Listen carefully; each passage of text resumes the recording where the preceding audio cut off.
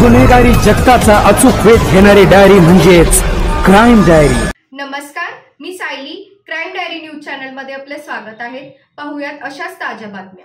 कोल्हापूर येथील timber market परिसरात झालेल्या सुजल बाबासो कांबळे राहणार वारे वसाहत याच्या खून प्रकरणी जुना राजवाडा पोलिसांनी संशयितांना अटक केली आहे। कोर्टाने त्यांना 5 दिवस पोलीस कोठडीत ठेवण्याचा आदेश दिला असून मयत सुजलचा चुलता अजय किरण कांबळे यांनी फिर्याद दिली होती। पूर्ववैमनस्यातून आणि सोशल मीडियावर रील्स तयार करून एकमेकांच्या गटांना आव्हान देऊन खुन्नस वाढल्याने गुरुवारी दुपारी टिंबर मार्केट रोडवर सुजल कांबळे याचा 8 ते 9 युवकांनी पाठलाग करून निर्घुण खून केला होता। या घटनेने एकच खळबळ उडाली असून पोलिसांनी 12 तासांमध्येच या गुन्ह्यातील 8 संशयितांना जेरबंद केला आहे।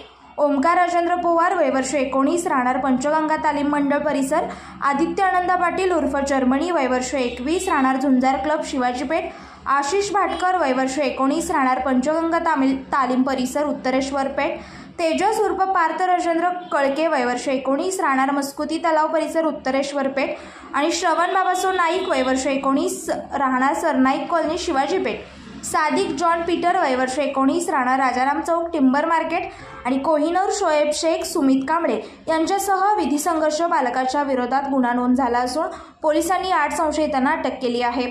सदर शहर पोलीस उपअधीक्षक अजित टिके यांच्या मार्गदर्शनाखाली जुना राजवाडा पोलीस ठाण्याचे निरीक्षक संजय कुमार झाडे यांच्या नेतृत्वाखाली सहाय्यक पोलीस निरीक्षक सागर वाघ, पोलीस उपनिरीक्षक संदीप जाधव, संजय पडवळ, समीर कांबळे, अमित मर्दाणे, दीपक घोरपडे, विनोद कांबळे, वैभव पाटील या पोलीस कर्मचाऱ्यांनी या संशयितांना अटक केली आहे।